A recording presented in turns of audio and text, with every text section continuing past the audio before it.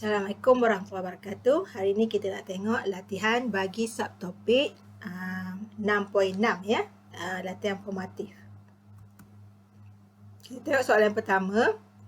Rajah 6.47 menunjukkan seorang murid yang melihat ke arah sebuah cermin satah dan cermin cembung yang sama saiz ya. Jadi lengkapkan lintasan cahaya bagi kedua-dua jenis cermin ini. Dan yang manakah cermin ya yang dapat menghasilkan medan penatang yang lebih luas. Jadi untuk lukiskannya, kita akan lukiskan cermin satah dan cermin cembung. Kamu kena lukiskan garis normal di dahulu ya. Barulah kamu lukiskan sinar pantulan lah. Ini bagi cermin satah. Bagi cermin cembung, kita lukis garisan normal secara putus-putus. Dan kita lukislah sinar pantulan dia ya. Jadi ini adalah lintasan cahaya bagi kedua-dua cermin lah ya. Jadi yang manakah menghasilkan medan penatang yang luas? Dan tentulah cermin cembung. Kerana cermin cembung ni ya, pantulan dia lebih besar dan dia meluaskan pemandangan kita lah ya. Di mana ciri-ciri imej dia adalah maya, tegak dan diperkecilkan. Okay, seterusnya kita tengok soalan nombor 2. Adelia memegang sebatang sudu keluli yang berkilat dengan bahagian belakang atau permukaan cembungnya menghadap matanya pada jarak kira-kira 30 cm dari mata. Bila dapat melihat imej dia tegak dirinya ya. Namun bila diubah ya sudu itu kepada bahagian hadapan iaitu permukaan yang cengkung, sudu itu menghadap matanya dan imejnya imej songsang yang diperhatikan. Terangkan kejadian tersebut ya. Jadi permukaan sudu sebenarnya berubah daripada permukaan cembung kepada permukaan cekung. Cembung yang di bahagian belakang, cekung yang bahagian kita makan lah ya, yang kita suap kat mulut kita lah ya. Jadi semasa permukaan cembung ya, imej terhasil adalah maya, tegak dan diperkecilkan. Manakala semasa permukaan cekung, imej yang terhasil adalah nyata, songsang, dibesarkan atau sama saiz atau diperkecilkan bergantung kita letak mana jarak objek kita. Ya, jadi besar, sama saiz dan diperkecilkan ini dia bergantung kepada jarak objek. Ya. Okey, seterusnya kita tengok ya B. Mengapakah imej tegak tidak dapat dilihat pada permukaan hadapan sudu itu pada jarak tersebut? Ya. Jadi ini sebenarnya bergantung kepada ya jarak dia lah, jarak objek ya.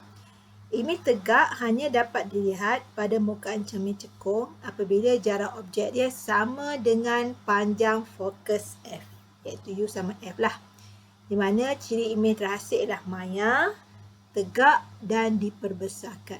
Okey, sama ada bermula daripada U sama F ataupun kurang padanya lah. Kalau lebih besar daripada F, kita tak akan dapat imej yang tegak. Sebaliknya kita akan dapat imej yang songsang. Ya. Sama ada lebih besar, sama saiz ataupun diperkecilkan bergantung kepada jarak objek. Okey, Assalamualaikum warahmatullahi wabarakatuh. Kita nak tengok seterusnya soalan penilaian prestasi setelah kita habis bab 6 ya. Itu ada 6 subtopik daripada 6.1 hinggalah 6.5. So ini kita nak tengok latihan secara keseluruhan ya.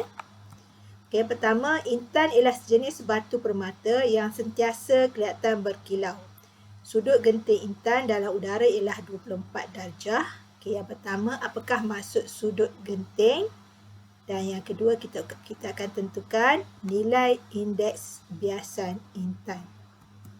Sudut genting ialah sudut tuju apabila cahaya merambat dari intan ke udara dengan sudut biasan dia sama 90 darjah.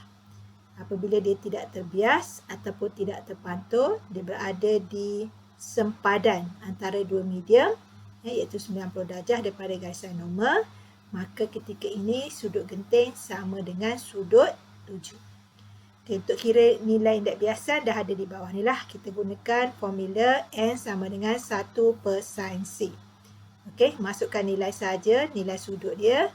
Kita akan dapati nilai indeks biasan ialah 2.46. tanpa unit ya, sebab indeks biasan tiada unit.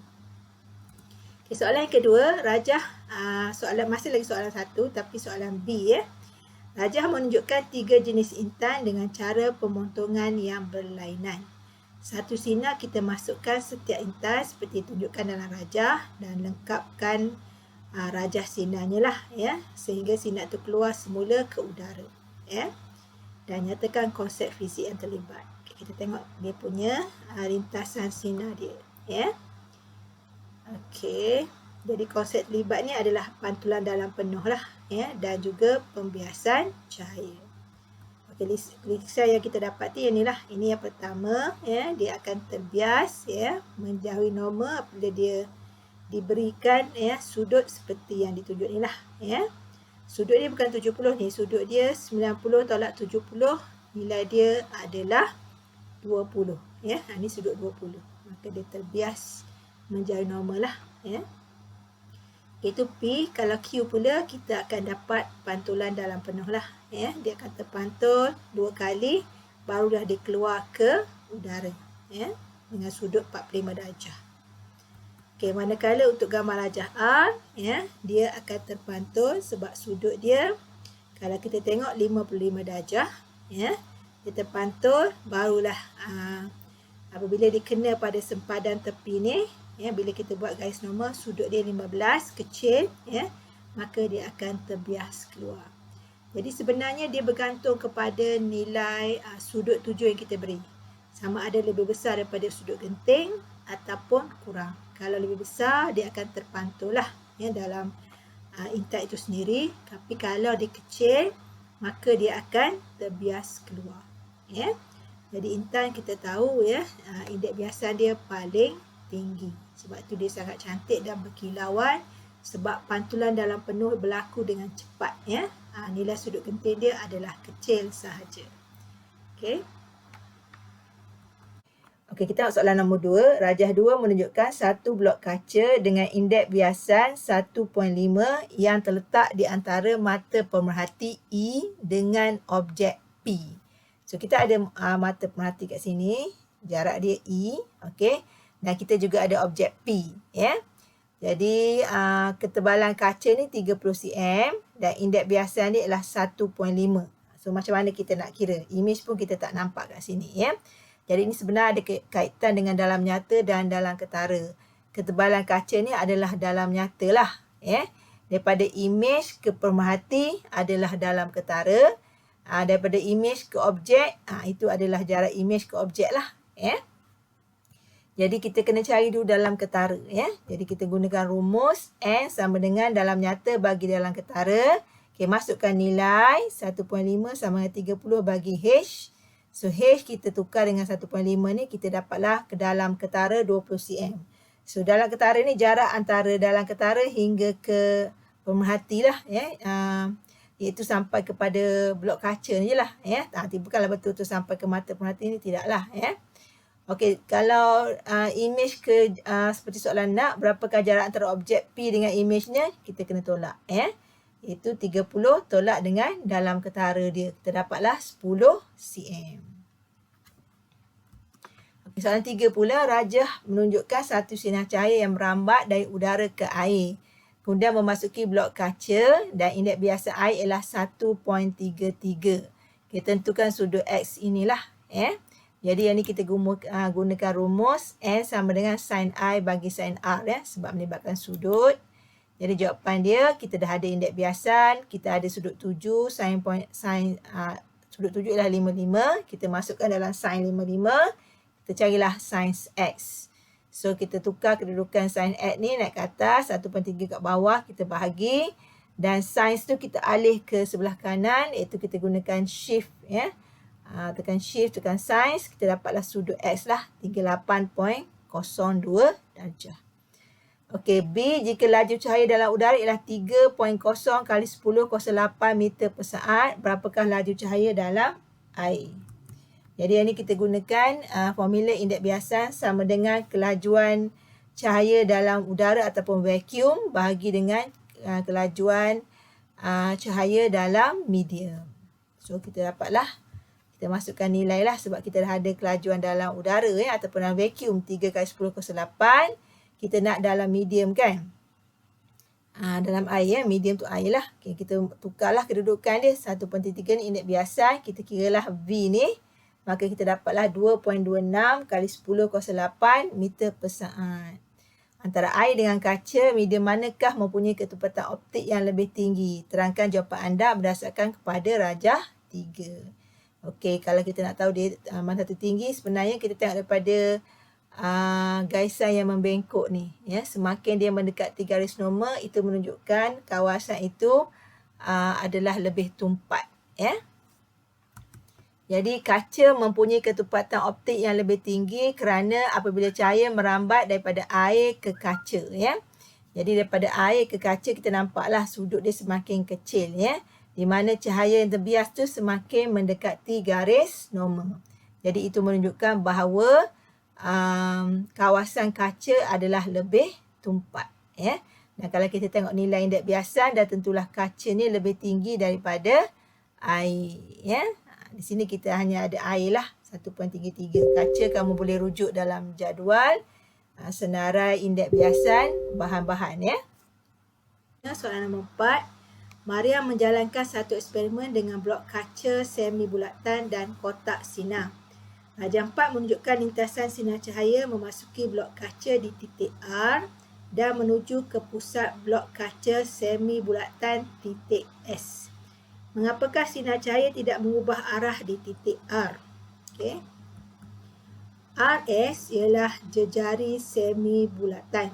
Ya. Dan merupakan garis normal sinar tuju pada titik R. Ya. Jadi I ni ya, sama dengan kosong. Maka apabila I kosong, maka R dia juga kosong lah. Ya. Sebab itu sinar cahaya tidak mengubah arah ke titik R lah. Ya. Sebab dia betul-betul tepat pada garisan normal. Ya. Jika indeks biasan blok kaca ialah 1.52, tentukan sudut genting untuk cahaya dalam medium ini. Okey, kita ada nilai indeks biasan. Kita akan gunakan formula N sama dengan 1 per sin C. Maka kita masukkan nilai indeks biasanya, kita akan dapat C tu dengan kita sin tu kita bawa ke kanan lah. Kita tekan shift, kita akan dapat sudut dia 41.14. Ya. Okay, C, lukiskan lintasan sinar cahaya selepas titik X. Selepas titik S dan tandakan nilai sudut sinar cahaya ini dengan garis normal di titik S. So, kita akan dapati dia terpantul lah sebab sudut tuju dia 45 dan sudut genting dia lebih kecil lagi. Ya. Maknanya sudut yang tuju ni lebih besar daripada sudut genting. Maka dia akan terpantul sepenuhnya. 5. Apabila cahaya daripada bintang merambat masuk ke dalam atmosfera bumi, arah perambatannya akan berubah. Situasi tersebut ditunjukkan oleh dengan ringkas dalam rajah 5. Perubahan arah diwakili oleh sudut theta sama dengan I tolak R. Okay, laju cahaya dalam udara ialah 299,910 km per saat dan dalam vacuum ialah 3 kali 10 kuasa 8 meter per saat. Hitungkan indeks biasan udara. Ya. Jadi kita akan gunakan nilai yang kita adalah berdasarkan kelajuan di udara dan juga di medium. Maka kita akan kira N sama dengan 1.0003. Ya. Tanpa unit. Sebab indeks biasan tiada unit. Ya. Dan jelaskan nilai indeks biasan yang kita perolehi. Kerana nilai indeks biasan ni sebenarnya nilai dia sebenarnya hampir sama dengan 1 lah. Jadi bersamaan laju cahaya dalam udara ataupun vacuum. So sama sahaja nilai dia ya. Sebab 1.003 tu bila kita bundar 1 sahaja. Okey. Okey, B, nilai perubahan theta pada waktu malam yang panas adalah berbeza dengan waktu malam yang sejuk. Nyatakan sebab munasabah bagi perbezaan tersebut ya. Kenapa panas dengan sejuk tu dia berbeza dari segi sudut dia ya. Okay, nilai perubahan theta pada waktu malam panas berbeza dengan malam yang sejuk kerana ketumpatan dia tak sama. Ya.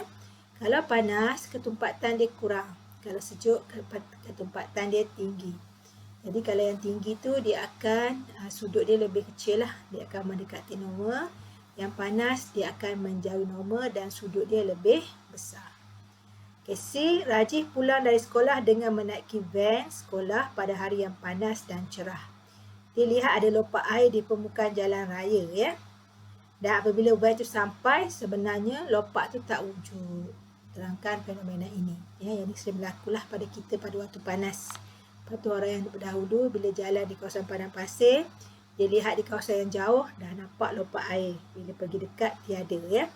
Okey, ini sebenarnya dikenali sebagai logam maya. Jadi penerangan dia, udara di atas jalan raya, ya, kita tahu dia ada yang bahagian atas jalan raya tu dia sebenarnya panas. Atas pada kawasan panas, kawasan tinggi dia sejuk, ya. Jadi dia ada beberapa lapisan dengan ketepatan yang berbeza lah.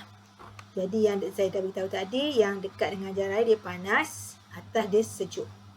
Jadi lapisan udara panas, ketepatan optik dia kecil berbanding udara sejuk. Jadi cahaya bila merambat dari lapisan atas ke lapisan bawah, dia akan dibiaskan beransur-ansur menjauh garis normal. Sebab bahagian atas sejuk, dia akan mendekati normal. Bila masuk kawasan bahagian bawah, dia akan menjauhi garis normal. Sehinggalah apabila sudut tuju lebih besar daripada sudut genting, ya, maka berlakulah pantulan dalam penuh, dia akan naik ke atas, ya. Jadi sinar pantulan cahaya mengalami pembiasan secara beransur-ansur mendekati garis normal dan sampai ke mata pemerhati. Yang inilah, ya. Yang tadi dia akan semakin menjauh normal. Sehinggalah sudut genting dia lebih sudut tuju lebih besar daripada sudut genting, maka dia berlaku pantulan dalam penuh, ya. Dan beransur-ansur mendekati mata pemerhati. Jadi sebab tu kita nampak seolah-olah ada lopak air lah di permukaan jalan raya. Ini adalah fenomena pantulan dalam penuh disebabkan oleh perbezaan ketumpatan yang asalnya sebenarnya ialah pembiasan, ya. Seterusnya 6, rajah menunjukkan satu objek dan imej maya dibentuk oleh sekeping kanta cembung. Satu daripada ciri imej I dalam rajah 6 ialah maya. Nyatakan ciri-ciri lain yang ada. Kalau kita tengok, ni paksi utama, ni objek, ni imej. Kedudukan objek dengan imej ni adalah sama keadaan dia, sama tegak. Okey? Dan sama tempat dia, ya. Jadi nampak jelas lah, ya, dia adalah maya dan lukis putus-putus ni menunjukkan maya, ya. Imej yang tak boleh dilihat pada skrin. Jadi ciri dia yang lain, kita boleh nampak jelas lah dari segi besar atau kecil. Dia adalah tegak dan dibesarkan. Nampak sama je kedudukan dia dengan objek. Anak panah ke atas iaitu tegak dan dibesarkan berbanding dengan objek. Okey, lengkapkan gambar rajah sinar dia lah dan tentukan kedudukan kanta dan titik fokus kanta. Dan tandakan kedudukan titik fokus kanta dengan huruf F. So, itu adalah gambar rajah sinar dia, ya. So kita akan lukiskan, ya, kanta di bahagian tengah, ya, paksi kita lukis paksi utama, ya, dan lukis dia punya pusat optik. So ada dua garisan sinar, yang pertama menuju ke titik fokus depan, okey. Yang kedua menuju ke pusat optik, tak bertemu di depan, ditarik ke belakang sehingga dia bertemu, dapatlah imej yang maya, ya. Jika objek itu digerakkan perlahan-lahan menjauhi kanta, nyatakan dua perubahan yang mungkin berlaku pada imej tanpa melukis gambar sinar. Okey, apa berlaku jika objek ini kita dekatkan lagi, ya? So apa yang berlaku, ya, imej akan semakin kecil jika, ya, U ataupun jarak objek lebih besar daripada panjang fokus. Imej terhasil ialah nyata, songsang dan terbentuk pada sisi yang bertentangan dengan objek. Okey, so ini yang terhasil lah jika kita perlahan-lahan menjauhkan dia. Kita jauhkan dia, ya. Jadi dia tak akan terhasil tempat yang sama, dia akan terhasil di sebelah bertentangan dengan kanta. 7. Seorang anak kapal Angkatan Tentera Laut sedang melihat keadaan di permukaan laut melalui periskop kapal selam. Beliau mendapati bahawa matahari sedang terbenam. Kapten kapal selam itu memberitahu anak kapal bahawa matahari sebenarnya sudah terbenam berbanding yang kita nampak lah. Jadi betul ke apa yang kapten tu beritahu? Dan terangkan jawapan dia lah, ya. Jadi sebenarnya betul, ya. Sinar cahaya kenapa berlaku, ya, kalau sebenarnya, ya, sinar cahaya yang memasuki atmosfera itu dia dibiaskan oleh lapisan udara yang berlainan ketumpatan. Dengan itu, satu imej ketara bagi matahari terbentuk di atas kedudukan matahari asal. Sebenarnya matahari asal dia dah duduk di bawah dah. Ya, tapi sebab dia terbias, jadi kita nampak seolah dia berada di atas dan masih lagi belum betul-betul terbenam. Ya. Jadi ini adalah gambar rajah sinar dia lah. Ya. Sebenarnya matahari duduk di bawah. Yang kita nampak ini adalah imej ketara. Ya, imej ilusi disebabkan oleh perbezaan ketumpatan udara. Ya, maka berlakulah pembiasan. Ya, berlaku pembiasan cahaya lah. Nampak sinar cahaya terbentuk. B. Terangkan pembentukan imej dalam sebuah periskop prisma bagi objek yang terhalang di hadapan dengan bantuan gambar rajah sinar. Okay, untuk lukis periskop senang saja. Okey, so ini gambar rajah dia. Jadi dia berbentuk seperti huruf Z lah. Ya, dan kita akan letak dua prisma yang bertentangan seperti ini dengan sudut dia. Ya. Jadi apa yang berlaku? Ya. Daripada objek, sinar cahaya daripada objek menuju secara normal ke sisi AB. Ya, melalui bukaan dia yang atas ni lah. Ya. Okay, ini adalah penghalang dia. Okey. So apa yang berlaku ialah sinar cahaya daripada objek menuju secara normal ke sisi AB. Nampak ni AB pada ruang yang terbuka ini. Ya. Jadi bila sampai AC ni dia akan terpantul ke bawah. Ya, dia tak terbiaslah. Ya, sudut tuju dia 45 darjah. Ya, dia lebih besar daripada sudut genting bagi prisma ini iaitu 42. Ya. Maka berlakulah pantulan dalam penuh di sisi AC dan cahaya dipantulkan ke bawah. Kedua-dua garisan sinar ni lah. Ya. Okay, sinar cahaya dipantulkan itu merambat secara normal ke sisi DE pula. Ini prisma yang kedua. Ya. Bahagian bawah. Dan sekali lagi dia akan terpantul ke sisi dia masuk melalui DE dan dia akan kena sempadan DF ni. Okey. Jadi dia akan terpantul dekat DF. Ya. Dan sinar cahaya itu akan terpantul dan keluar daripada EF depan dia ni, ya, dan masuk ke mata pemerhati. Jadi imej terhasil adalah tegak dan sama saiz dengan objek. Jadi dia masuk direct lah. Yang atas dia masuk AB dan dia terpantul dekat AC. Yang bawah dia masuk dekat DE dan dia terpantul dekat DF. Ya, so itu yang berlaku bagaimana imej terhasil melalui periskop. 8. Sebatang lilin yang bernyala diletakkan di hadapan sekeping cermin cekung dengan panjang fokus 2.4 cm. Sebuah skrin putih digerakkan di belakang lilin untuk menangkap imej yang tajam, ya, seperti gambar rajah lah. Ketandakan titik fokus, ya, dengan huruf F dan pusat kelengkungan C dengan huruf C lah. Ya. So itu adalah titik fokus dan C dia lah. C ni adalah jejari bagi satu bulatan. Dan titik fokus ni adalah separuh daripada nilai C. Ya. Jadi untuk gambar rajah sinar bagi menentukan kedudukan objek, ini adalah gambar rajah sinar dia. Okey, so kita akan lukis objek, ya. Dan gambar rajah sinar dia lah, ya. Dan bagaimanakah, ya, bila kita lukis kita akan seperti biasalah, ya, cermin ni cermin cekung, ya. Dia selari yang pasti utama, and then dia menuju ke titik fokus untuk menumpu. Okey, yang kedua dia menuju ke C. Okey, dia bertemu di sinilah. So inilah imej yang terhasil, ya. Kalau kamu buat lukisan yang berskala, kamu akan dapati berapa jarak objek tu kamu ukur sajalah. Daripada tengah cermin ke objek, dan yang ni daripada tengah cermin ke imej. Itu jarak masing-masing lah, jarak objek dan jarak imej. Bagaimanakah pembesaran imej boleh ditambah? Dekatkan objek ke arah titik fokus cermin dengan syarat U lebih besar daripada F. Okey.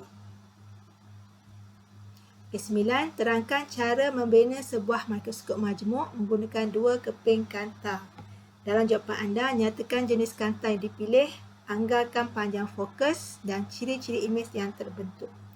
Mengapakah teleskop astronomi tidak sesuai digunakan untuk melihat objek jauh di permukaan bumi? Kenapa? Kerana, ya, dua keping kanta cembung, ya, dengan panjang fokus yang pendek kita pilih, ya. Kanta objek dengan panjang fokus FO dan kanta mata dengan panjang fokus FM. Dua-dua dia panjang fokus pendek tapi dia berkuasa tinggi ya. Panjang fokus FO ni pula dia dari segi panjang dia kurang daripada FM ya. Maknanya FM ni lebih panjang lah. Jarak di antara kanta objek dan kanta mata ya lebih besar daripada hasil tambah FO dan FM. Jadi jarak objek adalah di antara FO dengan 2FO. Ya, itu jarak objek lah. Ya. Kanta objek membentuk imej pertama I yang nyata, songsang dan dibesarkan. Ini bagi kanta objektif ya. Sebab kita membesarkan imej yang sangat kecil ataupun seni ya. Dan imej I menjadi imej kanta objektif ni dia menjadi imej menjadi objek kepada kanta mata ya. Dan kanta mata pula dia berfungsi sebagai kanta pembesar ya. Iaitu ya, I1 terletak di antara FM dengan pusat optik kanta mata. Maka kanta mata membentuk imej akhir I2 yang maya, dibesarkan dan masih lagi songsang berbanding dengan objek O. So ini adalah kedudukan dia dan ciri-ciri imej yang terhasil. Okey, mengapakah teleskop tak sesuai tadi ya? Kerana imej akhir dia adalah songsang lah ya. Maka dia kurang sesuai digunakan untuk melihat objek jauh di permukaan bumi ya. Bagaimana kita nak ubah suai mikroskop ni menjadi sebuah teleskop? Kita saling tukar kedudukan kanta objek dan kanta mata. Ya. Mana yang objek tadi kanta objek jadi kanta mata menjadi kanta objek. Sebab teleskop kanta objektif dia lebih panjang berbanding dengan kanta mata. Mudah laraskan jarak antara kanta objek dengan kanta mata supaya kedudukan kanta objektif dan kanta mata adalah hasil tambah sama dengan ya FO tambah FM. Okey, 10 jadual menunjukkan kelajuan cahaya dalam vacuum dan dua jenis bahan pembuat gentian optik. Kena pasti bahan sesuai digunakan sebagai teras dan penyalut gentian optik. Terangkan jawapan anda. Nah, tentukan sudut genting dia lah ya. Jadi bahan I sebagai penyalut, bahan I ni bahan 1 lah ya. Dan bahan 2 sebagai teras. Indeks biasan bahan 1 lebih kecil daripada indeks biasan bahan 2 ya. Sebab yang bahagian dalam dia mesti lebih besar lah dia punya nilai supaya berlaku pantulan dalam penuh ya. Bagi gentian optik di dalam dia ya. Dan tentukan sudut genting dia. Kita gunakan N sama dengan nilai, kata sini nilai kelajuan lah ya. N sama dengan nilai laju cahaya dalam udara bagi dalam medium. So masukkan saja. Untuk bahan 1 kita akan dapati nilai dia ialah 1.49. Untuk bahan 2 ya, medium 2 nilai dia 1.53. Dan kita samakan N sin theta 1 sama dengan N2 sin theta 2. Yang kita kira masukkan nilai, maka kita dapatlah sudut genting dia 76.87 darjah. Ini nilai yang besar ya bagi nilai sudut genting ya. Okay, mengapakah permukaan genting optik ni mesti licin? Okay, supaya ya semua sinar cahaya yang memasuki genting optik tidak terkeluarlah ya, terutama daripada kawasan yang berlekuk ya. Okey, ini bukan licin lah. Dia punya pantulan adalah cantik dan tidak mudah terkeluar. Bermakna permukaan yang tak licin dia boleh terkeluar lah. Ya. So ini sesuatu yang merugikan dan tak sesuai untuk gentian optik. Kita untuk soalan 11. Amir menjalankan satu eksperimen untuk menyiasat hubungan antara dalam nyata H dengan dalam ketara H kecil bagi suatu objek dalam suatu cecair. Susunan radar ditunjukkan dalam rajah 8 ya. Ni dalam rajah ni lah ya. Pin A ni kita letakkan dalam air dan dituangkan cecair lah ya sampai ke bahagian atas ni ya. Jadi kedalaman pin A ni adalah 5 cm ya. So ini adalah dalam nyata dia lah daripada pin A ya ke air. Ini dalam nyata dia ya, dah ditandakan H kat sini ya. Okey, satu lagi kita ambil ya, pin B diletakkan pada kaki retort ya. Yang pin B ni bukan pin B ni pin yang berlainan lah ya. Okey, tapi dia sama jenis saja. Kita letak di bahagian atas ya. supaya dia adalah segaris dengan imej pin A apabila diperhatikan daripada atas. Ya, ini pin B ni. Jadi sebenarnya kamu parti pada darjah 9 ni lah ya. Jadi sebenarnya pin B ni dilaraskan supaya kedudukan imej pin A sama garis, nampak dia segaris ya, segaris selari dengan imej pin B. Sebab pin A dalam air kita ada imej dia, pin B di atas kita ada imej dia. Jadi bila pemerhati ni perhatikan, dia nampak dua-dua imej ni, pin A, pin B ni adalah segaris ya. Okey, dalam ketara H bagi pin A sama dengan jarak antara imej pin B dengan permukaan cecair. Dalam ketara bagi pin A ni sama dengan imej pin B sampai permukaan cecair. Itulah dalam ketara ya. Walaupun pin B dia tetap nilai dia sama dengan dalam ketara bagi pin A ya. Cikgu highlightkan lah apa yang dia cakap tu ya. Okey, jarak X pula kita boleh tentukan X ni daripada pin B ke cermin satah. Sama juga dengan imej pin B ke cermin satah dia ya. Jadi jarak X kita boleh tentukan dengan mengukur jarak antara pin B dengan cermin satah yang atas ni ya. Okey, cikgu letak kuning ya. So ni jarak ni sebenarnya sama saja. Okey. Jarak permukaan cecair ke cermin satah Z juga boleh diukur. Okey, daripada cecair sampai cermin. Inilah Z ni. Okey, yang Z ni. Okey, itu adalah jarak dia. Jadi ada banyak part yang kamu kena perhatikan pada rajah 8 ya. Dan rajah 9 tu dia besarkan imej yang ketara yang segaris tadilah ya. Okey, jadi prosedur ni diulanglah untuk eksperimen ni ya, bagi kedalaman nyata cecair ya. Kalau tadi nilai dia adalah permulaan dia adalah 5, so dia akan tambah 10, 15, 20, 25 dan 30. Jadi dicatatkan bacaan H ni dan dia dalam masa yang sama dia akan catat bacaan X lah ya. Dan Z ni hasil daripada pengiraan dan last kali barulah cari kedalaman ketara H ya. Jadi A, berdasarkan putusan eksperimen ni tentukan hubungan antara H kecil dengan H besar dan seterusnya didaksikan nilai indeks biasan cecair ya. Okey, inilah hubungan dia. Dalam nyata ni berkadar terus dengan dalam ketara ya. Jadi kita plotkanlah atas ni H besar, unit dia cm. Bawah ni H kecil, dalam ketara unit dia sentimeter ya. Jadi kecurangan graf kita boleh kira lah. Kita buat segitiga, kita buat sudut dan kita buat koordinat dia ya. Dan kita akan kira lah ya, di mana kecurangan ni sama dengan indeks biasan dan bila kita kira kecurangan ni kita akan dapat 1.33. Okay, seterusnya soalan B, lukiskan gambar rajah sinar yang sesuai mengenai pembentukan imej yang dilihat oleh Amin. Okay, gambar rajah radas tadi kita akan lukislah ya. Kalau imej pin A ni ya, yang ni garisan sinar, yang pertama straight.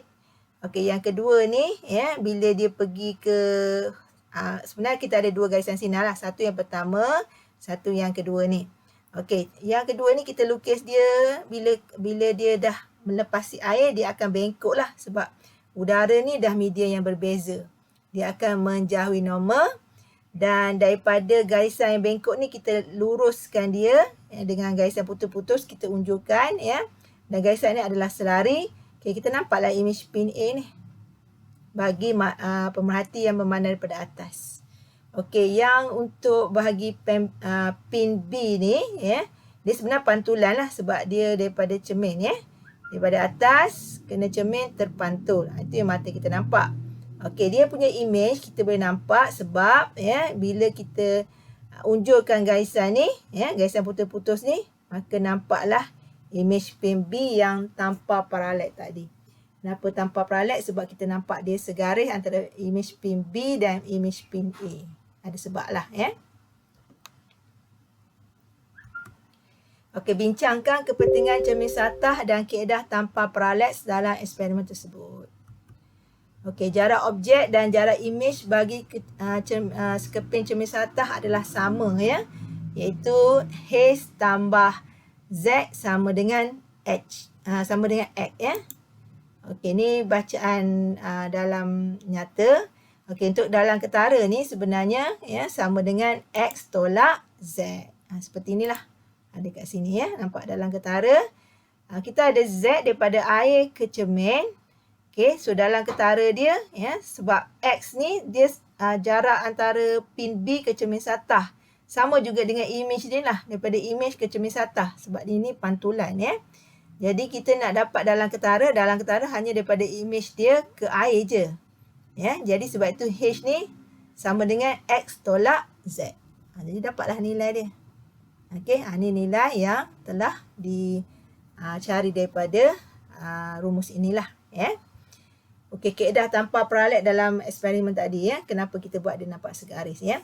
Jadi cermin sathah yang terletak di atas bikar tinggi itu memudahkan pelarasan pin B supaya imejnya dalam cecair berada dalam kedudukan tanpa paralet dengan imej pin A. Supaya kita pandang pin A tu kita pandang dia tanpa tanpa masalah ralat paraleks. Sebab tu kita letak pin B dan cermin sathah untuk membantu ya.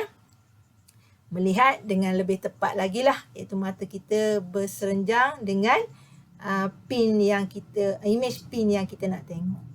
Jadi cermin tu membantu untuk mengurangkan pemandangan kita melihat tanpa paraleks. Itu sahaja daripada cikgu. Terima kasih kerana sudi menonton. Semoga video ini dapat membantu anak-anak pelajar sekalian memahami tajuk bab 6 ini ya. Semoga mudah-mudahan ya kefahaman kamu lebih meningkatlah ya. Dan jika kamu suka video ini, bolehlah kamu share pada kawan-kawan yang ada di media sosial ya. Tekanlah butang like dan butang subscribe bagi belum lagi yang berbuat demikian supaya kamu dapat ya berita terkini, video terkini daripada cikgu. Okey, itu sahaja daripada cikgu. Assalamualaikum.